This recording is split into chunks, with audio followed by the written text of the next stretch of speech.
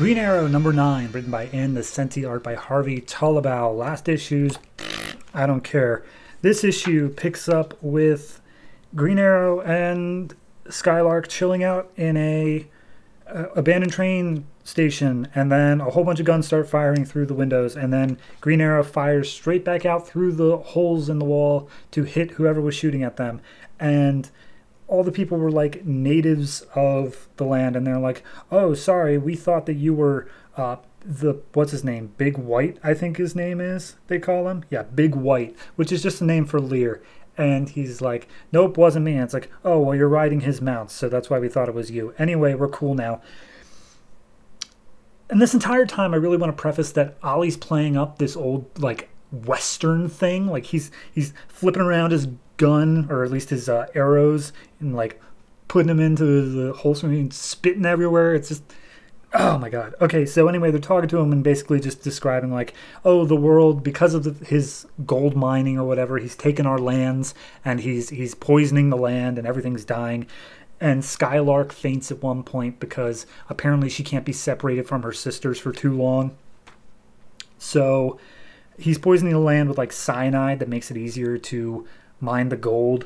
And so he walks into this, he hears about this town that's down the way, and he's going to go in and he's going to basically see if he can find his pet polar bear, which the polar bear was the one he was battling last issue, and at no point did he take it as a pet, but regardless, he's going in trying to get the bear, which is tied up at the saloon downtown. Anyway, Lear is talking to his daughters, and he comes with the plan of, hey, one of my daughters, you're going to go and you're going to replace the one that's in love with Green Arrow, and you're going to trick him into a trap. And yep, that's a thing. And one of the other daughters like, what about me, Daddy? And he's like, you'll have your time. Spoiler, she never does. She never shows, like, it's just not even a thing.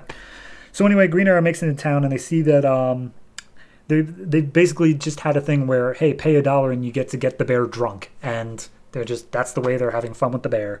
And so he walks into the saloon, and everyone's like, well, you're a strange face out here. Would you like some muskrat? And they're like, nah, I'll just have a beer.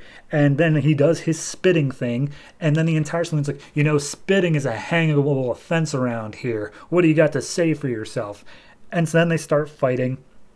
And during the fight, Green Arrow's like, I'll stop kicking your asses, and I'll get you your guys' land back in return for that bear that you've been getting drunk. And they're like, really? Seriously? You'll get our land back? And he's like, yeah, sure, why not? I just want the bear. And so everyone drinks to that. Meanwhile, because Skylark's feeling bad, she takes a rest upstairs. Green Arrow goes downstairs, has a drink with some of the guys, and formulates his plan of how he's going to do this. Then the other Skylark comes in, injects a paralytic into the first Skylark that will make her see everything, not be able to move, but then forget it all later. What's the point of that?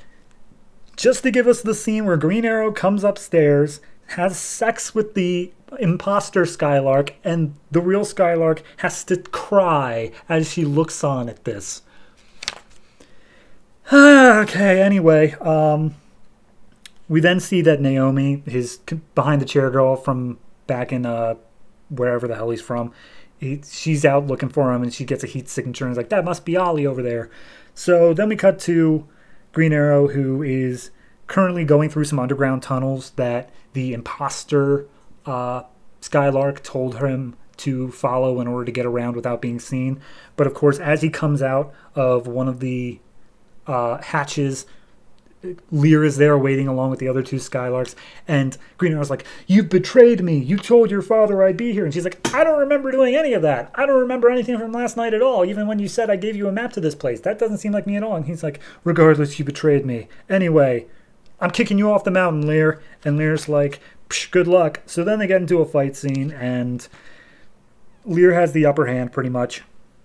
But then the plan that Ollie had was he was just going to blow off some dynamite, and that was going to somehow do whatever they needed to do. And so the dynamite goes off, and Lear and the two Skylarks that were loyal to him go down into like it looks actually like Lear goes down to a bunker and tells the two Skylarks, hey, come with me. if you want to live. And they're like, but we'll be trapped down there. And he's like, this is your final test. And I guess they didn't pass because it looks like they're skiing down the mountain, outrunning the thing.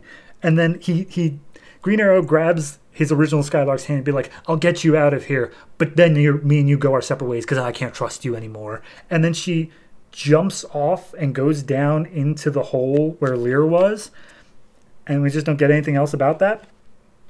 And so the whole reason that he was able to get out was because Naomi was there with the helicopter, and he goes up in the helicopter and Naomi's like, hey, are you good? And he's like, he stole my blood, and he was operating on animals, and he was a connoisseur. And he's like, oh, okay, you're a little bit crazy. Anyway, there's some big stuff going on back home you should probably know about, but let's get you patched up first. And Green Arrow's like, I've made some mistakes. I forgot my bear. This is gonna haunt me. That's it. That's it. And as far as I could tell, that is the end of this arc. Oh God. Okay. Not good. Like, I don't. Why was the bear getting drunk? Why did we just blow up a little bit of this mountain and that's enough to just drive them away forever? Did he get the people their gold mine back? Why were they getting the bear drunk?